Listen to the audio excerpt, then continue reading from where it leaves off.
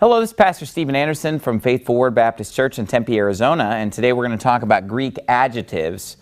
Now, in the last video, we talked about Greek nouns and how they have to be adjusted for case endings. You know, there's the nominative, the genitive, the dative, and the accusative case. And so the nouns take different endings depending on which case they're being used in. Adjectives are the same way. Adjectives have to match the nouns that they modify in gender, in case, in number, okay? When I say number, I mean singular versus plural. So I've drawn a chart here similar to the chart that we had with nouns, and we're using an adjective that we've already worked with a lot, which is the adjective true, okay? Remember in John 1:9, it talked about the true light, or Jesus said, I'm the true vine. That word true is the word alithinos, and alithinos is the masculine, singular, nominative form of that word. Okay? We're not going to deal with plurals today, but we're going to learn all these singular forms of alithinos. Because when it modifies a masculine noun, we're going to be using this column of alithinos. When it modifies a feminine noun, we're going to need to use this column. And when it modifies a neuter noun, we're going to be using these forms. Okay? Now, I hope I'm not losing you with all this grammar. We're going to get back to analyzing Bible verses and more fun stuff. But honestly, this stuff is important. We have to stop and kind of digest some of the grammar that we've been seeing before we move forward. Obviously, learning Greek is very hard work. Otherwise, everyone would do it. It's very difficult learning any foreign language. There are a lot of things that are hard about Greek, but there are a lot of things that are very easy about Greek. It's a lot easier than Hungarian, for example. But let's go over this listing here. And again, I've put the chart in the same order as I had the chart with nouns. This is the standard order that you're going to find in most Greek textbooks. But we've got, first of all, the nominative case, then we've got the genitive, then we've got the dative, and we've got the accusative. And if you're not sure what those mean, you need to watch the previous video. Okay, now notice that there is a similarity in the endings on the adjective compared to the endings on the nouns. So here the endings are os, u, o, and on. Those are the exact same endings that we had on our masculine singular nouns. So alithinos, alithinu, alithino, and alithinon are the masculine singular forms of the word true. Isn't it great how in English it's just true? All of this is just one word, true. In Greek, well, we've got 12 different words here just for the singular alone. Alithinos, alithinu, alithino, alithinon. Then with the feminine, we have these different endings, alithini, alithinis, alithini, and alithinin. Now notice, these two are pronounced the same.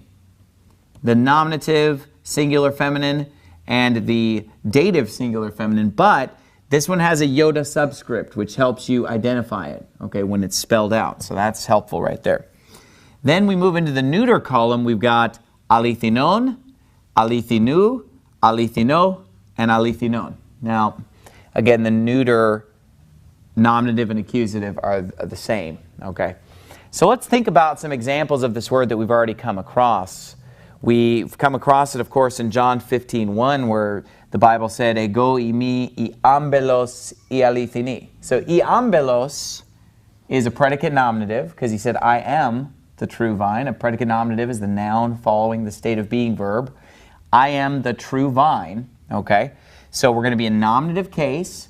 Vine, iambelos, is a feminine singular noun. The vine, iambelos. So we're going to take this column right here. Iambelos, ialithini. That's the word we're going to use right there. Alithini. And then when we were dealing with John 1:9, for example, and it talked about the true light that lighteth every man that cometh into the world. The light is tophos. Okay, and we know that to is the word for the when we're dealing with the nominative, singular, neuter. All right, tophos is a neuter word. So we have in John 1:9, in tophos to alithinon. All right, tophos to alithinon. All right, again, predicate nominative. We're using the nominative case, singular, neuter. So it's going to be alithinon. You're going to see a lot of these other ones throughout the Bible too. Not all of these are used in the Bible, okay? But most of them are, or several of them are. I was just reading in 1 John chapter 5, where he said, we know that the Son of God hath come and has given us an understanding, that we know him that is true, and we are in him that is true, even in his Son Jesus Christ. This is the true God and eternal life. So you're going to find a few forms of this word in that verse if you want to look that up in 1 John 5:20. But anyway, I would memorize this chart, because a lot of other adjectives are going to follow this exact same pattern. Obviously, you don't necessarily have to learn this chart for every adjective, just like you don't have to learn the other chart for every noun. But it's good to have a few example words that you memorize the chart for and be able to write this out from memory. That way, when you come across adjectives that follow these same patterns, you can instantly identify whether that adjective is in the nominative case, accusative case, dative case, genitive case. And this will help you match up adjectives in the sentence with the nouns they modify, because the adjective is going to match the noun it modifies. So if we have an adjective that's a feminine singular genitive, and then there's a noun that's a feminine singular genitive, we can see very easily that those two things go together. Okay. If they don't match, if they're in different cases, different genders, well, then we know that they don't go together. So that'll just be a quick way when you're reading to just instantly match up adjectives with the nouns that they modify and be able to understand what part of speech, what role they're playing in the sentence.